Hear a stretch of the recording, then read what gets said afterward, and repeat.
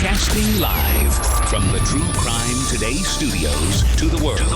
This is Murder in the Morning with Tony Bruschi and Stacey Cole. From the Hit Killers Podcast, Murder in the Morning. I was really kind of wondering what exactly is going to be found or prosecuted or who in the Matthew Perry death. Obviously, he died 9 months ago, but federal authorities have now charged 5 individuals, friends of him, you may call, including a former Hollywood director and 2 medical doctors in connection with the ketamine overdose of Matthew Perry. The charges were announced by the Department of Justice in Los Angeles, revealing a complex and underground criminal network that allegedly took advantage of Perry's struggle with addiction. And it's a lot darker than I was expecting it to be. How about you? Oh, you and me both. And I was devastated. I was actually at a Queen concert in Minneapolis at the Excel Center. And I was obviously filming because I'm that person at a concert. And all of a sudden, like 3 alerts popped up on my phone. I'm going, what the hell is this? I have everything muted. Well, Matthew Perry died. Mm-hmm. So that's where I was when I found out. I'm watching Adam Lambert and Queen perform. And I'm like, oh my God, no. Yeah. You know, love the guy. Watched Friends forever. I thought, he had put out a book. He had done a documentary about his recovery and he was doing great. I had no idea he relapsed. Yeah, I don't think anybody did. But I mean, I think it's something that he obviously struggled with his whole life. And he was using the ketamine to get off the other drugs. Was that not correct? I mean, and then it became a drug into itself or an overdose on that. Yeah, he was having ketamine infusions. And about a year ago, I had been utilizing a company that sent out ketamine. And it was used for anxiety and depression. Mm-hmm. And just a little side note here. I was using it because I had a doctor who was basically gaslighting me and telling me that I was just depressed. Turns out I was in menopause. Thanks, bitch. You're just depressed. Have some ketamine. She wanted to put me on Prozac and some other stuff. And I'm like, that's great for people who want to do that. I'd used antidepressants in the past and I just didn't feel like I wanted to get back on it because personally, I felt like there was something else going on. And good luck getting off them. What's your it took me about a year to get off of them before the brain zaps finally stopped. So I'm like, I don't want to go through this unless I absolutely have to. Yeah. So I looked into an online company and was getting ketamine and I started feeling better for a little bit. Mm-hmm. And then I noticed nothing was changing. Yeah. Well, because the root cause for me was, you have no estrogen left in your body. Mm-hmm. So that's a whole other story. But ketamine can be helpful. And I've known a lot of people who really benefit from it. Yeah. But when you ratchet it up and take it to a level beyond a therapeutic level, you are playing with the devil. Well, the devil's going to win. Anything can be good for you to a certain extent if it's used correctly. Most things can be. But anything, especially when it comes to that, you go way too high. But the thing is, your body, it starts processing it, and then you need more, and you need more, and you need more to make it work. And while you may not necessarily feel the effects, your body certainly does, which obviously is what happened here with Matthew Perry. Erik Fleming, who's 54, a former Hollywood director and producer, he pled guilty to 1 count of conspiracy to distribute ketamine and 1 count of distribution of ketamine resulting in death. Fleming admitting to distributing 50 vials of ketamine, with half of those vials being delivered just 4 days before Perry's death in October of 23. According to court documents, Fleming coordinated the drug sales with Jasveen Sangha. Sangha. Sangha. S-A-N-G-H-A. Yeah, it looks nothing everyone. like that. Known as the Ketamine Queen. We'll just call her the Ketamine Queen going forward. That works. And was responsible for delivering cash from Perry's assistant to the Ketamine Queen in exchange for the ketamine. The Department of Justice described Fleming's role as that of a drug dealer operating within a larger criminal network. U.S. Attorney Martin Estrada stated these defendants took advantage of Mr. Perry's addiction issues to enrich themselves. They knew what they were doing was risking great danger to Mr. Perry, but they did it anyway. Fleming, along with other defendants, face up to 25 years in prison. The investigation into Perry's death uncovered a broader scheme involving several individuals, including Dr. Salvador Placentia. Placentia. I know, it's just weird. Just illegitimate doctor at this point. Placentia, which would be a fun name to grow up with. A licensed medical doctor who allegedly worked with Fleming and Perry's live-in assistant. This is just full of fun names. Kenneth Iwamasa.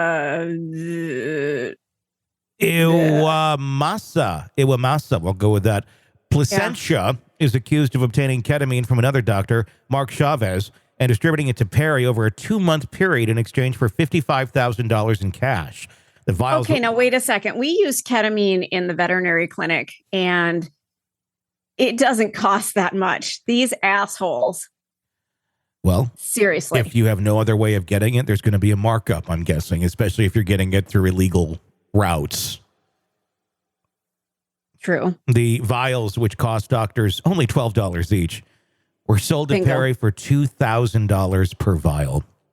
And, you know, when you have the Matthew Perry money, not a whole lot matters, especially if you need your drugs. But, you know, Archie, at this point, they know they've got a fish on the hook that needs the bait. Mm-hmm. So they're just going to take him for everything they can while they can. Yep. Without any regard for what it's going to do to him, how he's using it. No.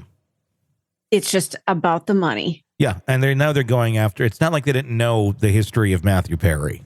Exactly. Everybody knows a fucking history. Estrada highlighted the greed and callousness of the defendants, noting that Placentia referred to Perry as a moron in text messages and expressed a desire to be the actor's go-to for drugs. Despite knowing the dangers of ketamine, Placentia continued to supply it to Perry, even as the actor's addiction spiraled out of control. During his arraignment, Placentia pled not guilty to the charges, appearing in court with shackled feet. His attorney, Stefan Sachs, argued that Placentia should not be prohibited from treating other patients as a condition of his employment. What? You fucking killed one of your... Well, he wasn't necessarily a patient. I don't think there is a patient provider contract there because you didn't officially see him. Well, but you have an obligation to your license. Well, it says the doctor had already surrendered his Drug Enforcement Administration license and could no longer prescribe controlled substances. The government, however, contended that Placentia acted as a street corner drug dealer and for money and profit. The other defendants in the case, including Perry's assistant, Dr. Chavez, have entered plea agreements on federal drug charges. Jasveen Sangha, who is alleged to, or Sangha, or whatever, is alleged to have sold a batch of ketamine that killed Perry. He was arrested alongside Placentia.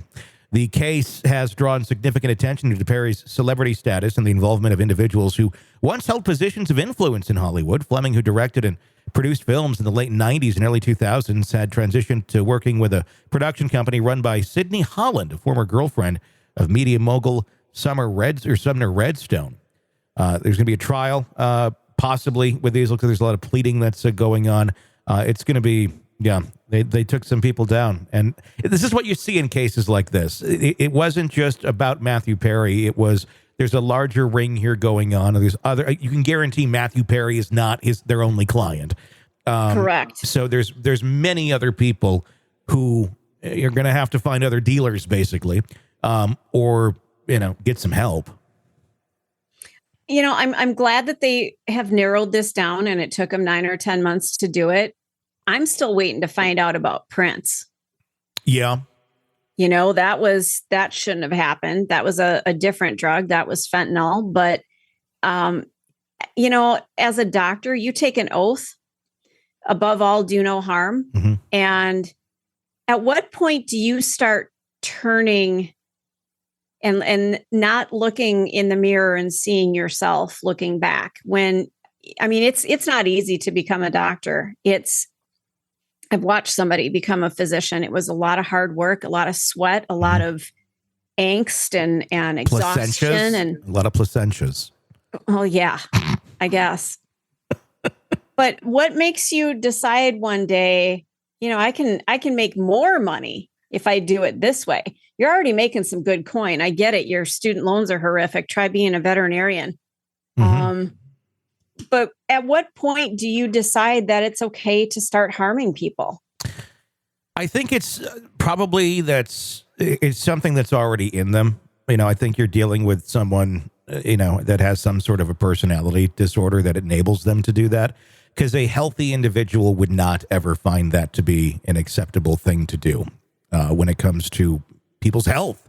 So I think you have that. I think it's just kind of one of those things where if you probably look at a lot of their track records in life of just anything, there's probably a lot of callous decisions that have been made that affect other people negatively that they really didn't care about either. Yeah.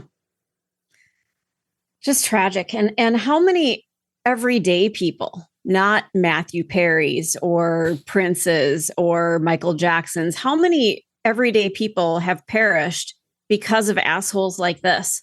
Thousands Millions upon thousands. Yeah, without a doubt. But it's a shame that oftentimes it takes it to be someone of notoriety for a real in-depth investigation to go on. Had this been just, Joe Schmo, would they have investigated it this hard? Probably not. I think it would have probably been like another overdose, got it from the street somewhere, but we're already too strapped here to really put any, investigative force behind it. But because it was Matthew Perry, they did. I'm not saying that's wrong. I mean, but it's just kind of, I think, the reality of how a lot of this shakes down. And I wonder too, Matthew Perry's family, isn't there a guy from Dateline? That's one of his stepdad? Yeah, Keith Morrison, the creepy voice guy on Dateline. That's his stepdad, yeah. I wonder if he was nudging them along a little bit, in his downtime. I'm going to look into this. I wonder, he certainly has his connections with law enforcement that I could easily see that being a thing. Man. But, it's Matthew Perry. There's going to be a demand to figure out what the fuck happened. So hopefully the arrest and the punishment of these individuals will prevent this from continuing. Hopefully it will do that. Well done. I'll have to say. All right, true crime addicts, let's cut the crap. You're knee-deep in the gory details of your favorite podcast when suddenly a commercial hits like a bad meal. Seriously?